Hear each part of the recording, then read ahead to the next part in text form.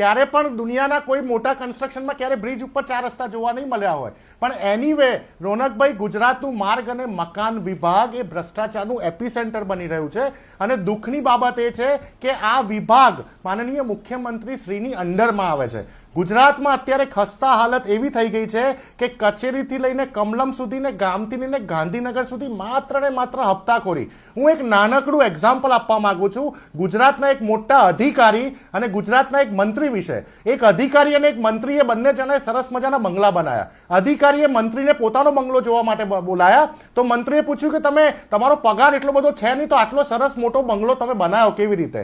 તો પેલા અધિકારીએ મંત્રીશ્રીને બારી પાસે બતાવ્યું કે આ બ્રિજ સામે દેખાય છે? તો કે હા દેખાય છે.